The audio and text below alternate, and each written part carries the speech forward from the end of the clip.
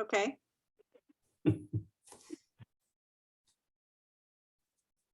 We seem to have Jane's room there.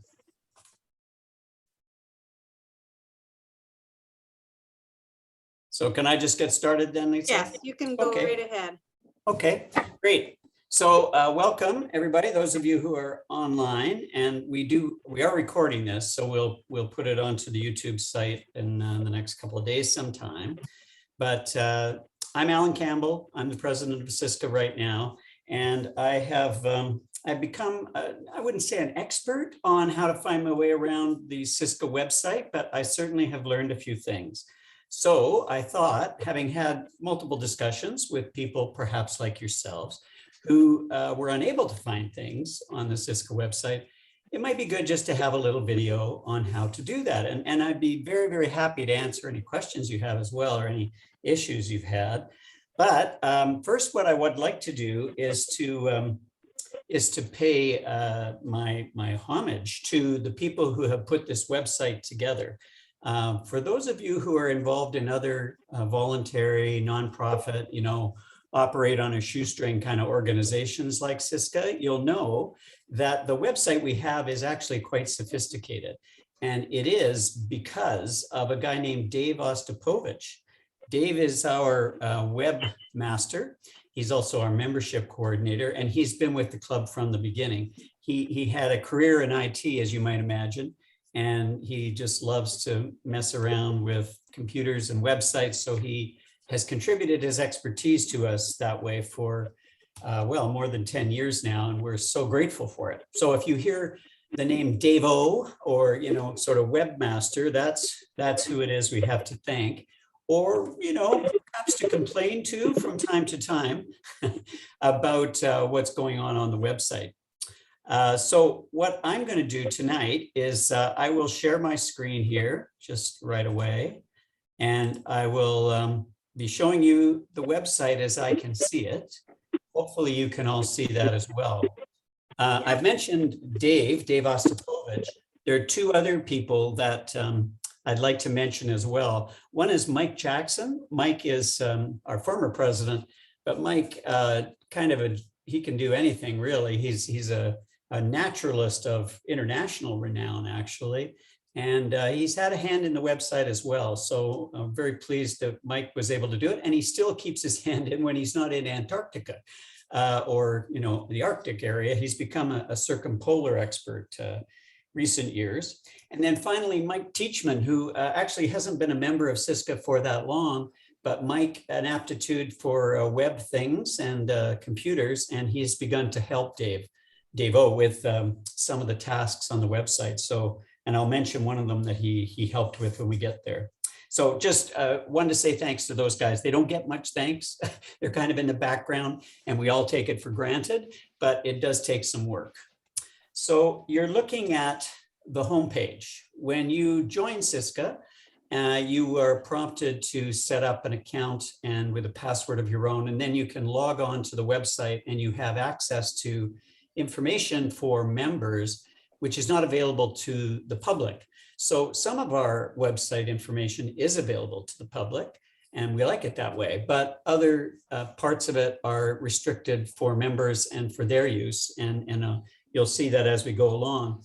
So this, though, is our homepage is obviously a public page.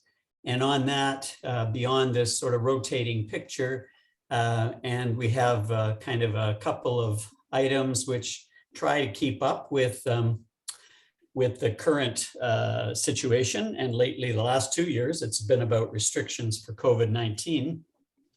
And then South Island Sea Kayaking, kind of where it came from and what it is trying to do. I should just mention again, before I go much further, to say what you're looking at looks very much like our actual website. It is, in fact, a test site. So part of the thing that guys who work on the web do is they have a test image of the real website that they use to work things out and make sure they work before they go into production, they call it, on the main website. So we're looking at the test site, which is really a duplicate.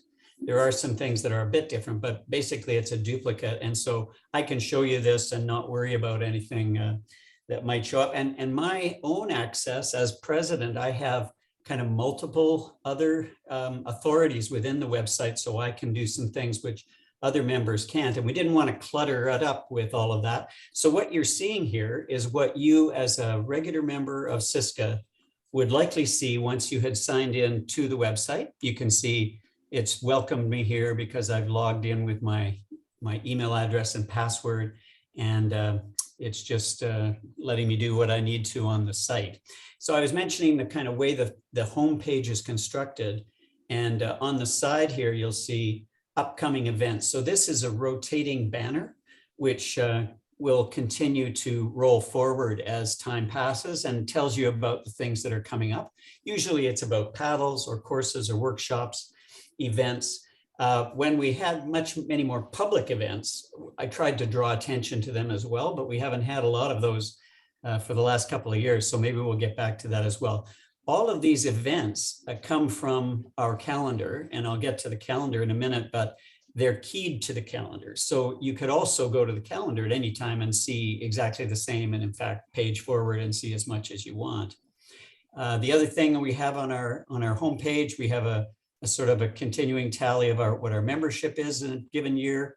And then we have a link to our Facebook page. So those are the elements of the homepage. But most important, you have a series of tabs. I'm just cutting across so that the drop downs drop down. And that's what I was going to show you just now for the rest of our time here. I want to go into these and show you what you can do and see if you have any questions or any ideas about this. We can always improve things, obviously. So once you get into the home page, I think many of us go to the calendar. And if I just leave that drop down there for a minute, you can see that the first item is view the calendar, and we'll go there in a second, and you see naturally a sort of a month-by-month calendar with events listed. Also, if it might be easier for you to look at a list of upcoming paddles and events by date, if you're looking at a particular date, for instance, or upcoming paddles and events by type. And the type, and we'll just show you that in a minute, breaks it out in a few ways, paddles, courses, and so on. And then list of all upcoming workshops. The workshops, that refers to the spring training workshops. So that's what's listed in that one. And I'll get to that in a second. But first, we'll just go to the calendar, which I think is what most of us would probably do when we went to the website and had an interest in something. We'll go to the calendar. It comes up obviously in the month that you're in, and pretty straightforward. Here's let's see, where are we today? We're on this tour of the website here on March 29th. So that's why there's a bit of shading on this square, because this is today's date, and then this is the item that we're looking at here. If you hover your mouse over it, as you see, it brings up another box which has a bit more information, and either you can click on that or on this, and you'll get a little bit more information about whatever it is you're looking at. I wanted to show you another little thing which I know several people have wondered about, because we do have a little bit of color coding here. So the blue is regular paddles, club paddles. The mauve is spring training workshops. And then we have a kind of a light blue, or something that indicates our Siska-led courses. We have a kind of I'm not very good on colors, sort of a dull mauve, which is, other events which are going on. This is a Nanaimo Paddlers presentation here that was listed. And then you might just want to go to that as well, but it's not something we have developed ourselves. What you'll see in some of these squares, you'll see a highlighted colored item. And sometimes that's all you see, but sometimes you'll see that and then +2 more below it. So why is that? Well, it's because the space required for additional events in that particular date was not sufficient to capture them all. So it's basically just put in 1 or 2, and you have to click on the plus to get to the next one. So there's something coming up here on, this will be Saturday. You see current play is a workshop from 8 to 11:30, but +5 more. If I click on that, look at all the all the courses. So Saturday, April 2nd is a busy day in Siska's spring training calendar. And you can see that there are plenty of things going on, and some of them are at the same time. So certainly that wouldn't all fit in the square. So if you don't see the one you're looking for on a square, then go to the plus, if there is a plus, and see if there's another event that's just not visible to you right away. But I wanted to go into one of these. Let's just say we pick intermediate currents. I'll go into, if I click on that, I get a detail screen. So this detail screen is basically gives you a little bit more information and also links. So now what is it? It's intermediate currents. This is a course being sponsored by Go Kayak, led by Eva Keen on Saturday. Gives the time, the details is the location and the cost. And then to register for this workshop, you click here. The workshop's limited to 6. And down at the bottom, it says there's currently 1 spot available for this workshop. So if you were to click, if there were no spots available for this, it would say, if you wish to go on the wait list, click here. But in fact, you can still register for this, and you can do so by clicking here, which you do that way. And then you'll have to log on. Now, because I'm in a test site, this is not, but if you were logged on and into our regular site as you would, then at this point, it would give you more information about how you could register and for that particular course. So that's the detail screen, and there's a detail screen behind each one of these little items. If you page forward, you'll see that it's populated through, and the spring training, of course, is March, April, and May. So the mauve predominates in those areas, March, April, and then May. But there's lots of paddles going on and some other activities as well, as you can see. And then we get through that into June, spring training kind of fades. We've still got the paddles going on, and more events will be posted and listed on the calendar as they're planned. And that, so the calendar is really kind of the grand central station for Siska and Siska's website. It's a great place to find things. And yeah, I'd certainly recommend that you spend some time just zipping around there and looking to see what it has. But remember, you can also find a list. If you'd rather see a list, you can do that here under the calendar tab. Just the second one gives you upcoming paddles and events by date. So now here are all the dates rolling along, and it gives the same color sequence, but it has the workshops in a list format. Some people prefer that. You can just kind of roll down it. And then if you're interested in a particular one, let's say this one in May, you can click on that, and here comes the detail screen again. So it's another way of getting to the same information, is to use the list. This is a list of upcoming paddles and events by date. And then if we go back again to that's first drop down under calendar, there's also upcoming paddles and events by type. So now we have paddles, clinics, and events, really the same information, but it's displayed differently. Now we have them shown as paddles. We'll have, so that's all paddles on the left, and on the right, we have upcoming clinics.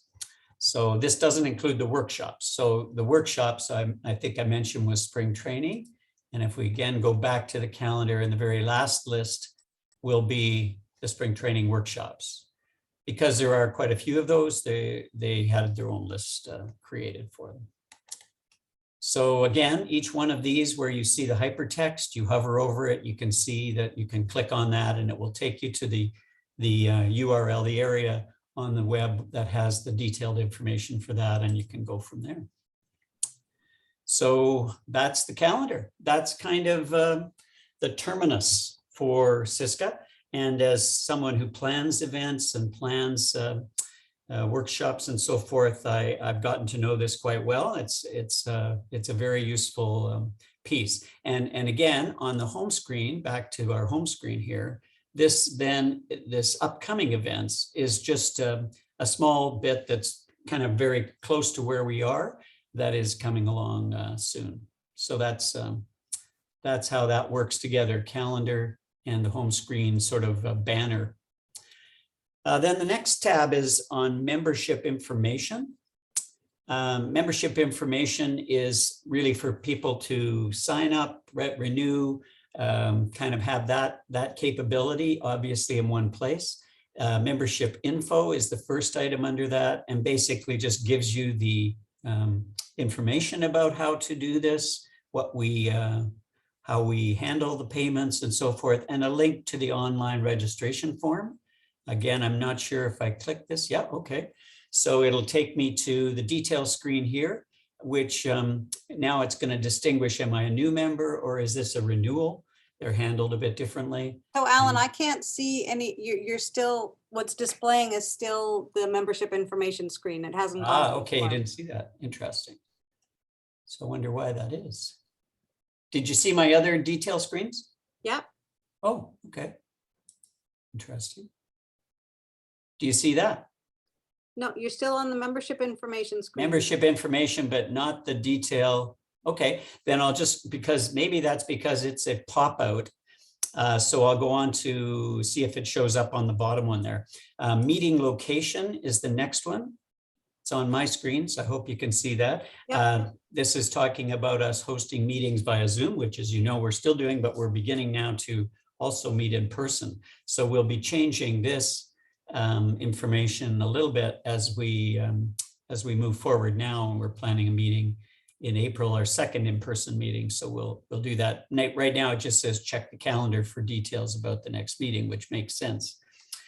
So the third piece on the drop down is online registration. Can you see that? Yep. Very colorful. So okay, so this is just giving information. This was because I asked Dave to make it very evident that we wanted to make sure that people were vaccinated. So we kind of brought that forcibly to people's attention. And then once you read through that, you can proceed to registration. Now you can see that? Yep.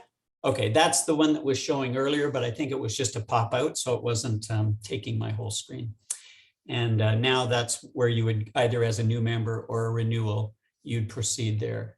So all of those things are basically how we would what we would look for under membership information under that particular tab. Now we're going to get into some much more detail. Maybe I don't know if I'm going too fast or not. By the way, if you have a question, I certainly don't mind if you unmute yourself and just shout out or put your hand up or something. We'll stop and dig into that. And this might very well happen as we go forward, because it's going to get into more details now. Or you could type it into the chat if you don't want to jump in, but you want to remember a question that you have. You can type it into the chat by clicking on the chat balloon at the underneath the Alan shared screen, and we'll get to those later. Yeah. Okay, so I mentioned that the website is for public people. You will have noticed that the home screen membership information. Obviously, this is for people who aren't Siska members, but now this is a section for members. And so there's several items under the members category that we would like to, make it easy for people to find. And I don't know how much they really do find this stuff, but some of it's quite useful. First of all, you have a profile as a Siska member, like you do if you're a member of other organizations. And that profile may need to be adjusted from time to time. So the very first item here on that dropdown is my profile. And you can either change your password. So you can do this yourself. You don't need to, send a note to Dave-O or me or something and ask about that. It's entirely in your hands. I'm hoping you'll be able to see that. Can you? Yep. Okay. So this is what I get when I click on that. You just enter your new password and re-enter it, and bing, you're done, because you're already in a secure site. So it's assuming that you are who you said you were. And so it's going ahead and giving you the chance to change your password. You can edit your contact information. Again, people move, get different phone numbers. So here's a chance for you to change any of those things that change for you. So that's all something you can do. Change your email address. That can be a disruptive thing in one's life. I happen to know that. But anyway, if that happens for you, you can sort it out for Siska pretty quickly by just putting in your new one. And it's done. And that would, by the way, carry forward. You'll be getting the emails that you got before at the new email address, etc. So change email, update paddle experience. Now, I'm a level 2 paddler, and you may be as well, or perhaps you're a new paddler and you haven't done any Paddle Canada courses. Once you do a Paddle Canada course and you get that certificate, you can just come in here and record that. And then the club has that information in its database as well. So this is where you'd record your Paddle Canada official paddling skills level. ROC is the radio operator certificate. If you've taken the course for radio operators, I have. If you've taken a course for first aid, whether it's basic first aid or wilderness, it's here. If I was a Paddle Canada instructor, I could show that here, but I'm not. So that doesn't show anything for me. It might for you. And so you can keep your details up to date as well that way. And that's update paddle experience. Of course, we've been through this. I much appreciate all your efforts to help us by getting your vaccine passport uploaded. I don't know how much longer we're going to be living with those, but who knows? Let's assume that it's still going to be useful. So that's how we've done that. And I expect you've had an experience of that already. And then the membership status. So this is really kind of the official, what we have in our database.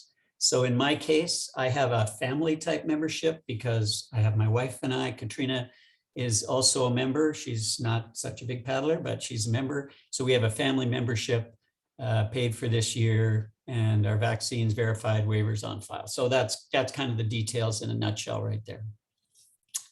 So that's all the profile stuff. And I guess the good news there is you can do this yourself. So it's a self-serve sort of little bureau there. When you change things, you can change them there. Print your membership cards. So I was noticing this, that I'll have to talk to Dave O and tell him that, didn't pick up Katrina's updated membership, but you can see if you go to that place, this really is just a screen that you can print, and you can put a little piece of paper in your wallet. Why do we do this? There was, it was Ocean River, I believe, their big store when they had it down on Store Street. And they gave us a discount as Siska members. We have more of those, which you'll see later in this talk. But Ocean River in particular wanted our members to show something to demonstrate that they were with Siska in order to qualify for the discount. So Dave O set this up. You can print it out if you want, put it in your wallet. If anybody asks you, you can have it. So Alan, were you showing any more than just your cursor being on that line on the diagram? Okay, yeah, no, I was showing my little thingy here. Okay, that's not showing. Let's just see if I can share that.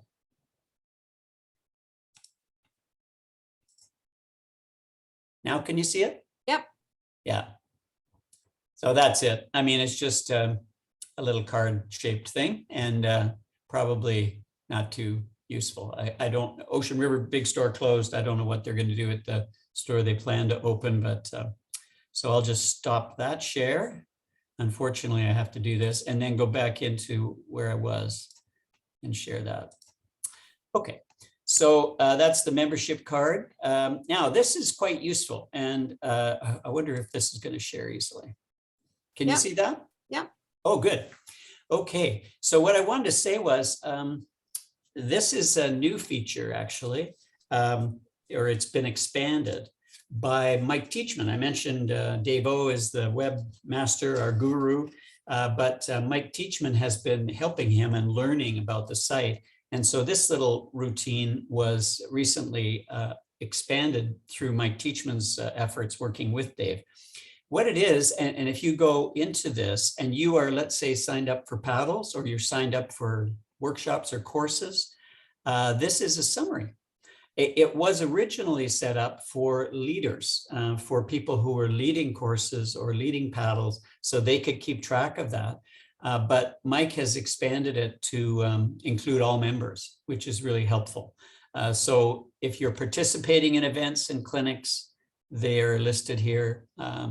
I just have one paddle that they've put in. This is a test site, remember? So he's just put that in for me. And I'm facilitating the Know Your GPS. By the way, I'm not doing that, but anyway, he's put that in. It's just an example of what might be there for you. But at this spot, I'm just going to admit Cheryl Brace. I see she's there. Oh, sorry. No worries. So this is a good spot. So under members, list my clinics and paddles. If you, like many people back in January, or maybe there was a pool session, was suddenly promoted and you jumped on it and you entered, you want to go to it, and then you sort of forgot, did I do that? I can't remember. Well, it should be here. You should be able to come to this spot and it should be a record of what you've got, clinics and paddles. So kind of good. I think that's going to be a useful thing for everybody who's trying to keep track of things. Now, this is a little bit boring, but it's all good stuff. We have tried to be in Siska very transparent. And so we post our minutes of meetings. We post our financial reports, our AGM minutes, and our reports on various parts of our activity. So this is an archive, which is available to members, obviously. So you can see here that we have executive meeting, that's our board, meets every month, and our minutes are posted here. The last ones are from the February meeting. And this is our financial reports. They're posted each year. This is from last year, the last AGM year, which was then reporting on 2020. And we're going to have one coming up, and that will report on 2021, which is now ended. And those things will be here as well. And then the coordinators reports, and you'll see that a couple are already posted, and I'll be sending out a note about this because in advance of the annual general, we always want to have members know that they can take a look at what the club's been doing in different ways. So we have the paddle coordinators report and the off-water clinics report, which Lisa helped put together, is posted up here. So we'll have more reports that will join that in the next few weeks, and that's there for you as a member to look over if you wish. If you were to go into any of these, click on this. I hope this takes my screen. Yeah, now you see the minutes in all their detail. We have very good minute takers, so they're not sort of super busy, hard to read. And if you're looking for something of interest to you, it shouldn't be that hard to find. And the same with the reports. I'll just pick this one, paddle coordinators report. So this gives you some basic information about, it's a 2-page report Gary Jasic put together from 2021's activity. So the activity up until the end of December. So that's our meeting minutes and reports. Now they will show up again, but they're here because minutes and reports are things that sometimes people are looking for. So we wanted to have that as a separate, clickable item on the dropdown. Then we have under documents, there's all of that. So you'll recognize some of the things we just looked at, which are here, the reports, the minutes and reports. However, in addition, we have policies, procedures, and guidelines. I don't know if that's of interest to you, but they're here. Our constitution, our guidelines, policies, and procedures. The Siska newsletter issues are all here, which, by the way, is a wonderful trove of information to go through if you're looking for something. And we've got another one coming up. They come out at the first of each month. That's Tony Playfair, who's our newsletter editor. And we have descriptions of our volunteer jobs. So the various jobs that are done in the club have been described, and these are in varying stages of updatedness, but we've made an effort and continue to make an effort to put them there so people can see what's involved. And we hope that people might consider volunteering to do some of that. Now, I think maybe more relevant to many of you might be this section called resource info. I don't know if you have run across Debbie Leach. She's one of our directors, and she's like a super busy person who's always thinking of doing things. And we had a lot of information which Debbie has gone to the trouble of uploading to this section. One of them, for instance, and she and Lynn Beyer, who is our safety person, but also does a little regular column in the newsletter on cookery, camping cookery. They thought, well, they ought to have some of that stuff available to people to find rather than dig through newsletters. So they've sort of created these things. I'll just look at camp cookery. So here's the recipe index. I'm recipe challenged myself, so I have only a very few things that I follow, but you might be much more ambitious. And if you were, well, here's breakfasts, appies and mains. Look at this. There are all sorts of things, and the sweets. And so they've given you a hypertext here that you can go, and this date is the newsletter issue that recipe was first listed in. So that's if you're interested in eating well when you're out on a kayak camping trip or even a day paddle and you want to do something special, there's cookery. Gear sources. I actually had a little bit to do with this one in that Debbie and I worked together that when we did the what to wear paddling thing, there were a lot of gear pieces mentioned, and yet it's harder and harder to find things. So this was put together to help people find things by having hyperlinks to various places that we believe that they have these kinds of items. It's more and more difficult with supply chain and various issues happening, but wetsuits, dry suits, who makes them, different things like that. And then at a distance in BC and elsewhere, I think is down here, yeah, Alberta, Ontario, Quebec. So this is a pretty good little source of information. If you're stuck looking for, I don't know, neoprene gloves and you can't find any, you might just find something that's going to help you find that item right here in this little gear index. So gear sources, a list of paddles. So these, if you're planning a paddle yourself with your friends, and we certainly hope that you get to that point, you feel confident enough in your skills and so on that you do that. Well, you might just wonder where we could go. Well, this is a list of all kinds of paddles that Siska has and still organizes, but they're sort of like trajectory routes that you might consider. Just to pick one here, I'm going to go tomorrow. We're going to go from Amherst. I'm not sure if this is alphabetical. It is. Look at that. From Amherst, and we're going to go, doesn't say that one, but we're going to go to Portland Island. So Amherst to Portland. Oh, it's not a relaxed paddle. That would probably be an energizer. Amherst, yeah, via John's Passage. It gives you some details. Lunch, Arbutus Point is on Portland, and then return. So these are kind of some details that you could consider if you're planning a paddle of your own or with some of your friends. You're not sure. Here's some details from the club's experience. These are ones that have worked out. Of course, we can't tell you what the weather's going to be like, and that's going to be a key thing. But at least in terms of what are good routes and usually we plan paddles that are about 10 miles, about 5 before a break and 5 after. That's a good list. The org chart. This is something that BJ Porter put together, which is a different way of looking at our organization. And I'm sure because this is the test site, it's not quite up to date. But just so you see this, and you'll find it on the productions website that you can go to, it will be more accurate. But you can see we've got our executive, the board members, and then program coordinators over here in their various roles. So these are all their email addresses. There's a series of email addresses associated with Siska, so people don't have to use their own personal email addresses if they don't want to. And then there's some links down here. So here's Facebook again. Facebook's Siska's virtual gear swap. That may be something that you've come across. It's a little link there. This is a meetup link to Siska Meetup. Kayak Friendly.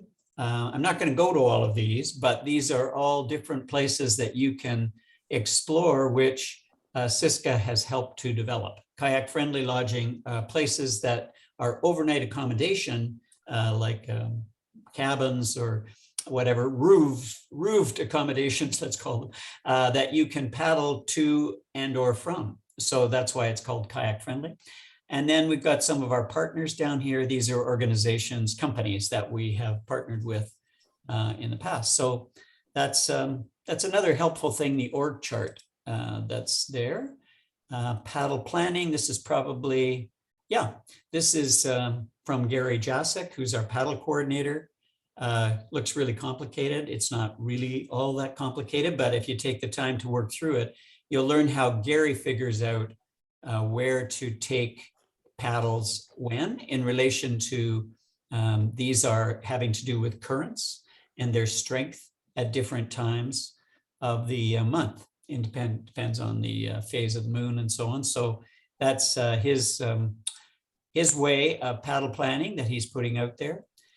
This is another example of how you might plan a multi-day kayak camping trip, if that's something that you're interested in doing at some point. Here's some pointers, here's some ideas.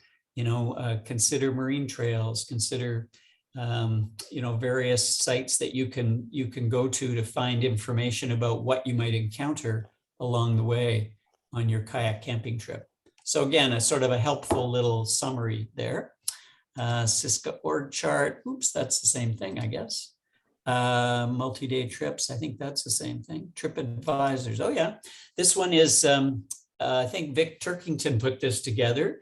It's for areas down here on the left. People on the right with their own email addresses have agreed to be contacts. So if you're thinking, oh, I'd like to go to the Broughtons. Well, Mike Jackson and Elizabeth Bob Purdon have spent enough time there. They feel quite comfortable giving you some advice, and you can contact them. Just flip them an email. I'm thinking of doing this. What do you think? I've got 5 days. What would I do? What could I do best? That sort of thing. So a number of different areas here that you can learn about, and some resource people.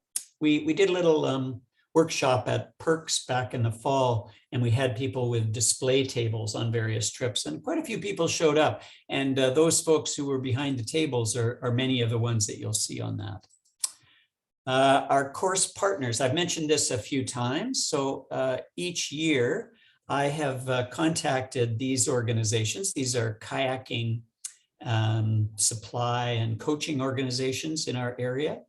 And I have asked them if they would give a benefit to our members, if we would promote them through our club, and they have. So you'll see that BC Kayak Center offers a discount to Siska members, Blue Dog Kayaking, Cloud9 Adventures, and so on.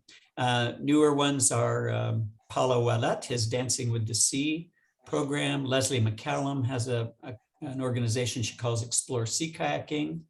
Of note is that she will replace gaskets, by the way, so that's something interesting maybe. Go Kayak, these are outfits, Ocean River, that you probably heard of. Kayaking Skills on Saturna, and Skills itself, which is based in Ucluelet. I think that's the set of them right now. So these are organizations that have agreed to give our members a break from their regular rates, because we have a lot of members and we are happy to direct them their way. Skills, which the last one in the list I just saw, they're a very big and very professional, I would say, organization. Do a lot more than just kayak coaching, but that's their focus. They do a lot of leadership training. They do a lot of first aid training and so forth. They've also developed what's called a trip contract.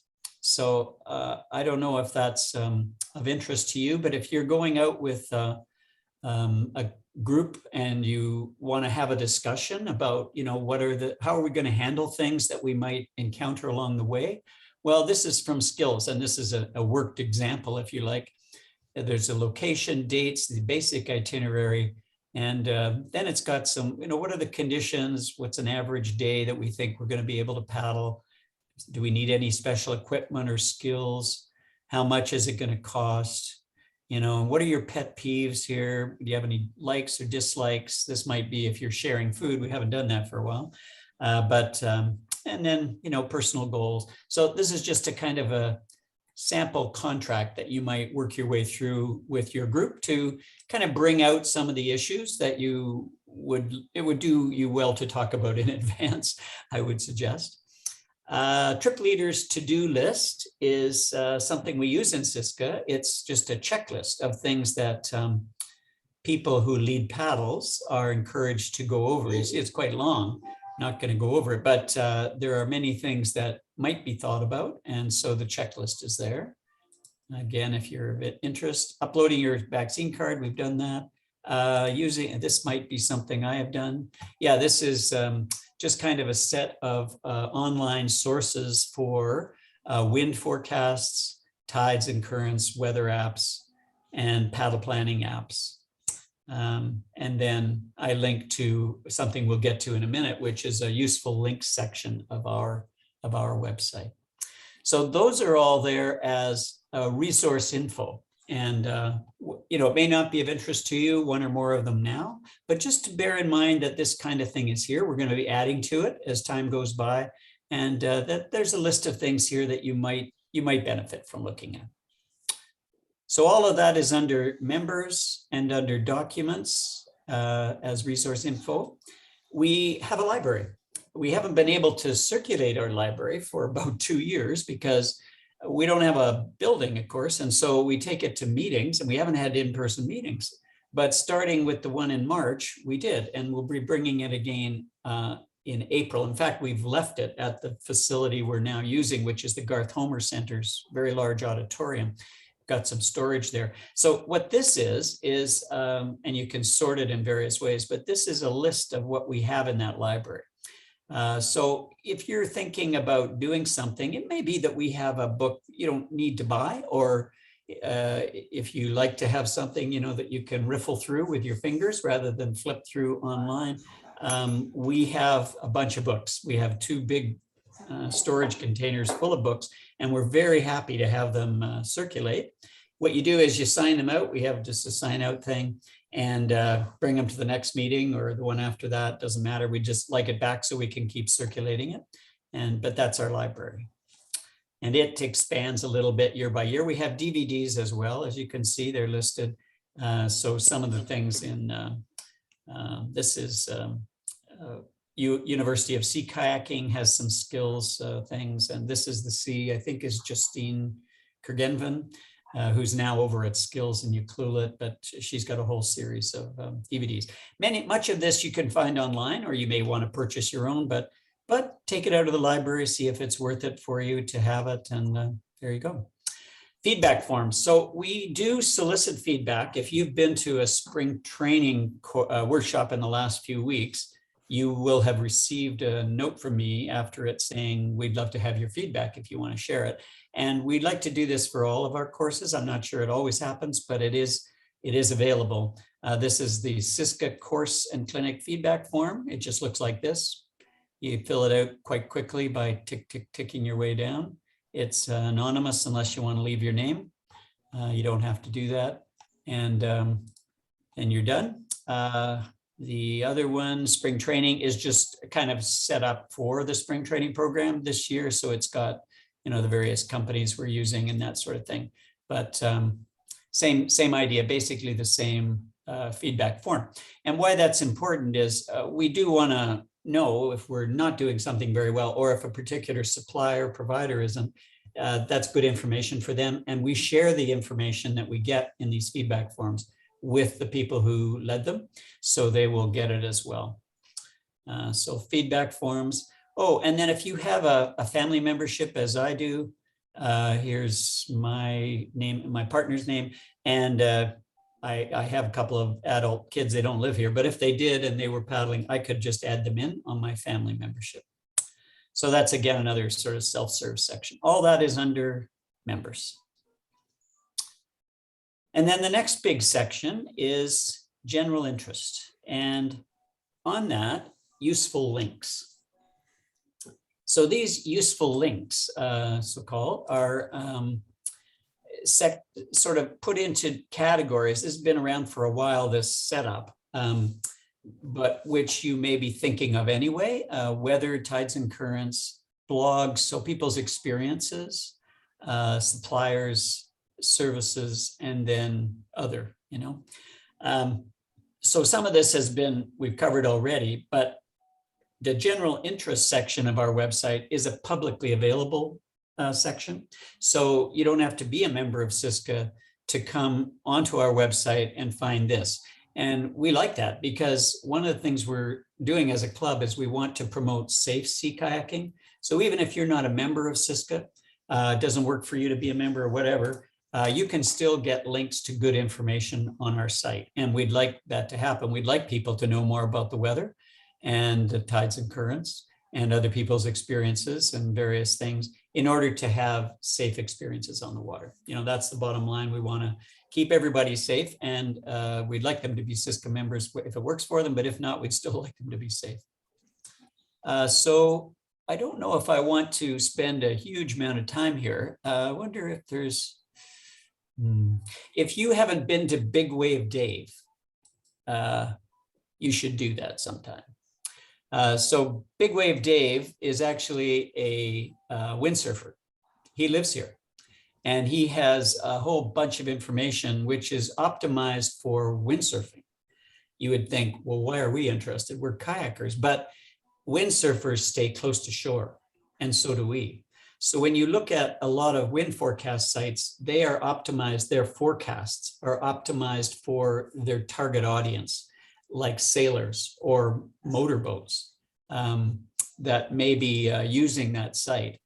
Dave, Big Wave Dave, he optimizes for windsurfers, and that works pretty well for us too. So if you come on his site and under forecasts, oh, this is not going to work because I'm on the test site. So if you come in here, he's got a bunch of drop downs, as you can see. Forecasts, he's got a couple of models, and you'll get a forecast for various areas around Victoria that are close to shore. That's the key for that particular thing. So that's a good one, I would say. What else would I want to draw attention to?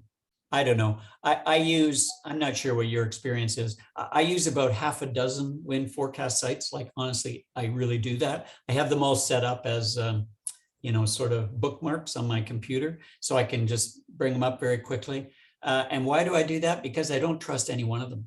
Because I find that there are times when they have no idea what's going on. The wind is hard to figure around here. So I look for people who agree with each other. I look for convergence of forecasts, and then I have more confidence. So pick a few, see what you think, see if they work for you, but definitely check these things out and give them a try. If you're going out, you should before you go out, you should think about the weather, the wind and the weather. Tides and currents, well, obviously, we need to know, what are the tides going to be like for launching and landing? Am I going to hit any currents? Depends very much on your route. We know where the currents are. They're in channels, and they can be swift. And if they're opposing the wind, they can be turbulent. So that's important to note. I'm not going to go into it. It gets a little bit too detailed, but you can go to any of these and look up the date, look up the place and the time, and see what the currents and the tides are going to be for your area. There's going to be one here that I can show you how you'll do this quite easily, but I'll just leave it at that for now. Kayaking Blogs, this is pretty not well updated, I would say. This page, by the way, is kept up to date by Mike Jackson, who I mentioned is kind of a circumpolar explorer now, and he's not really spending a lot of time on this, but it's pretty good stuff. It's just not as big as it might be, I guess. So these people are individuals who have blogs, and they're willing to have them publicly available. So you can go and see where they've gone, what they've done, how they thought about it. Local suppliers, we should add more to that list. And local services, we could add more to that list, I'm sure. Other useful sites. So I want to spend just a bit of time on a couple of these. Dave O's local paddling info site. So I mentioned Dave O, he's our webmaster. He's also a guy who loves kayaking, and he has put up, and this is apart from our site, he has his own site. This is his West Coast Dave .ca kayaking site. And as you can see, it has its own bunch of, well, isn't that interesting? It looks kind of like Siska, doesn't it? So he has set these up in a way that you will find familiar. And what's very useful is that, I don't know, I suppose this isn't going to work. Oh, it is. Okay. So it brings up a map first. And if you're interested in knowing, oh, where am I going to launch? Well, there's a bunch of launch sites. You can click that and in they come. If you get closer, you'll see that there are several in a particular area. You know, they may look like they're all on top of each other, but they're not as you get closer. So this is a pretty good thing. You can select or deselect that. Want to know, well, where am I going to be able to bail out? Well, there's a few bailouts that are listed. I'm not sure why they're both there, but there you go. Where are there washrooms now? That's a good question. I don't know if there's, oh yeah, look at them all. So he's tried to identify in a kind of big picture way where places are. Camping is another one, right? So we've got an island camp here. That's his locations map. But what you might find is you would say to yourself, well, I live in Sydney. I want to kayak, and I think there's a place down there. It's oh yeah, Amherst. That's it. Amherst. It runs into the water. There's a site there where you can get a kayak into the water. Here it is. So he's got some information. The map of the launch site will take you to a Google map, so you know you can figure out how to get there. Quite helpful. You can see images of the launch site. Now, I don't think Dave has kept this up, but why this is particularly useful is this is the beach at a 6-foot tide. So 6-foot tide looks like that at Amherst. And okay, he doesn't have one, but if it was, you can just in your mind's eye say, well, I wonder what that would be if it was like a 10-foot tide. Well, I can tell you it would be up to this wall. So if you've got a big tide, you know, you can say, maybe Amherst isn't the best place because I'm going to have to step off the stair directly into the water. But if it's sort of, you know, 6 to 8 feet, you're going to have a nice beach to launch from. If you have 2 to 3 feet, you're going to be out here somewhere. You know, it does go out quite a ways. But in these pictures are all at the same time. So launch site images, he doesn't have them for everywhere, but it's useful. And then why I think this is particularly useful, I was mentioning before some of those lists of where you can go. Well, Dave has added in here, you know, places you might think to go. Amherst to Coal Island. Well, that's not very far away. You can get there and back in 6 or 7 nautical miles. And what would that look like? Well, that's what that would look like. Here's Amherst. And his suggestion, not sure about the direction here, but is maybe you would go out to the little group and then cut over to Cole, go around Cole, back over to Curtis Point, across Seam Harbor, Roberts Bay, and back to Amherst. So there's an example of a route. And Dave has access to a digital set of charts on our behalf. And he creates these paddle plots for us, which are part of what our leaders use when they're leading paddles. So you can see out of Amherst, there's a lot of places. It's a great spot. It's a very strategic spot to leave from to get to any of these places that are mentioned here. It gives you the distance, and you can see what the plot looks like. And then the currents, he's giving you a link here to, or he's giving you information about Harrow, and then just a link for the tides. But if you wanted more detailed information in Dave's site, tides and currents, well, he's got them listed individually. There's the tide and current stations where they are, the current atlas tables. Well, it's a whole other story. Currents and tide tables. So he's going to take you, if you click on one of these, let's say tide tables. Now you're going to say for Sydney on today, I guess, you know, what do the tides look like? And there they are. So early this morning, it was a high tide, came down to a low, up to a medium high, and down to quite a low later tonight. So this is a way that you can get that information related to a site that you might want to paddle from. And the currents, similarly, you can find the nearest current station, and they're listed here. Dave will give a suggestion, which in this case is a current station called Harrow Strait, which is not too far away. Race Passage is quite some distance away, but it is a very important current station for us here, so it's also listed. So I want to bring that to your attention. It's just one of the other useful sites here, I realize, but it's a very useful one. I would say you will find that you might go back to that quite a bit. I'm not even going to click on some of these. We aren't having the paddling symposium just yet. Again, hasn't happened the last couple of years. Port of Victoria traffic scheme. Good to know that that's there. This is from the Harbor Master. Places you should cross here and here safely. in terms of boat traffic, plane traffic. So this is a sort of a formal document there. And I will show you Marine Trail because I love the Marine Trails myself. I'm a member. I get access to their map. I won't have it here because I'm on the test site, but they have a, I don't know if it'll go there or not. Oh yeah. So they have for anybody, even if you don't join Marine Trails, you can use their map and you can see all the sites they have. I mean, it's crowded. There's so many. So this is like a super version of Dave's site, if you like, except it isn't tying together with possible paddle plans and so forth. But it does give you launch spots and a lot about camping in the area. And not only this area, but all the way up the coast. Look at it. Fantastic. I mean, this is a wonderful resource. BC Marine Trails. It's we have a number of our Siska members who work on Marine Trails organization, different parts of it. And but it started in Nanaimo, some very active paddlers up there, and it's just been a great thing. So Marine Trails, you should be aware of that. I recommend you join if you haven't and you're serious about doing some kayak traveling or kayak camping. Kayak friendly lodging is, you know, kind of goes the other way. Oh, so you don't like camping. That would be my wife, for instance. She's not going to camp anymore, but she really likes going kayaking and staying in a place like this. I mean, this was amazing. This, by the way, is in Harriet Cove, which is just on the west side of Quatsino Narrows near Cole Harbor, north end of the island.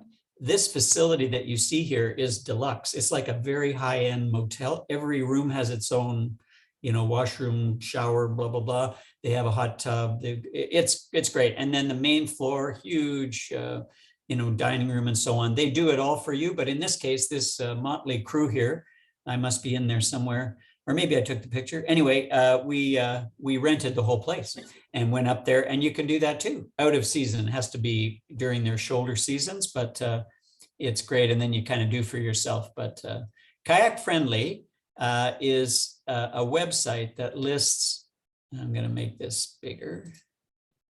Yeah. So I mentioned it's like Marine Trails, except, you know, with roofs instead of tents. So these are all places that they have identified as being available to and friendly to kayakers, in that you can kayak in or kayak out or both. And there is information behind these about this. So here's birds of a feather, something. This is Four Winds Bed and Breakfast.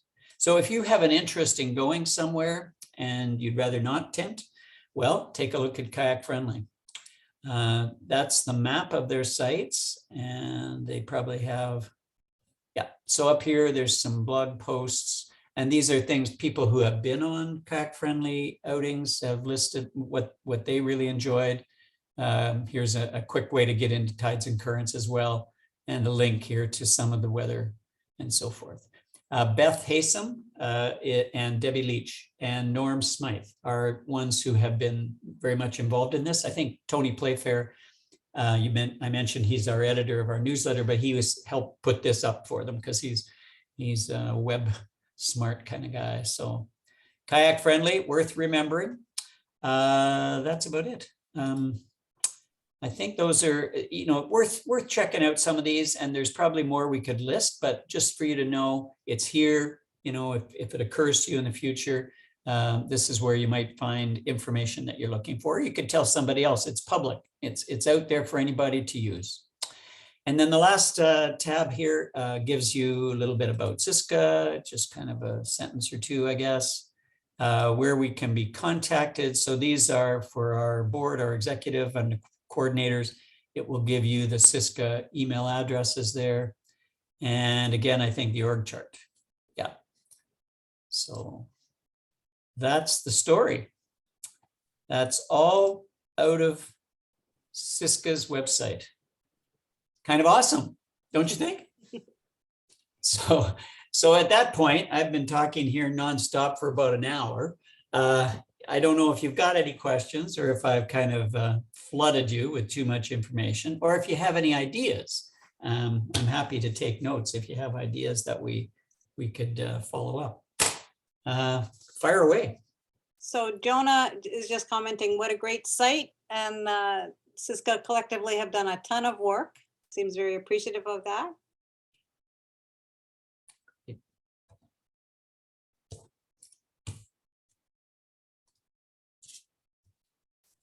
I think we have some tired cowboys here on the, on the Zoom.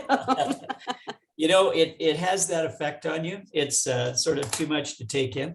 But what I would suggest is, as a way of getting in, is you know, if you're going on a paddle, like I assume, because you're members or you're interested in kayaking at least, that you are paddling. And next time you're going on a paddle, well, before you go, you know, come in here or follow some of the links here and try to get some information about it, either a route, some weather, you know, some other information, and you'll learn slowly how you could use the site for things that you're interested in. So, you know, use it for your paddles and things that you'd like to do. If you're going on a paddle with somebody else or with a kayak group out of Siska, then it's a way for you to be sort of independently knowledgeable about what the leader has created. You know, I wouldn't necessarily trust that everybody has, you know, absolutely correct information. You get your own, and then you're in a much better position to be a helpful part of the group. I see Lori's on the line here now. Lori, I know, is part of a small group up in Sydney that goes out and they organize their own paddles. They go paddling off Sydney, which is a pretty great place to paddle. So I'm betting that everybody in your group up there, Lori, when they go paddling, they've also checked the tides and the winds, and you know, you have a little discussion about that. Yeah, that's true. Yeah, different people look at it and we come to different conclusions. As you say, different sites disagree on the wind when they all agree. Sometimes they're all wrong. But yeah, it's great. Yeah, that's part of the joy and frustration of kayaking, I'm afraid. But there you go. I'm one of your group, Paul, is helpfully agreed to cover me for a paddle. I was going to lead off a Esquimalt, and but he's never paddled down here. You know, you guys got to get out more. So Esquimalt is a great place to paddle. So I said to Paul, well, hey, before you lead this paddle for me, Paul, you and I'll do it. You come down, we'll do this paddle, and I'll show you what I know about it, because I've paddled here. I live in James Bay. Esquimalt is next door, so I know it quite well. But you know, there's so many places. This is such a great area.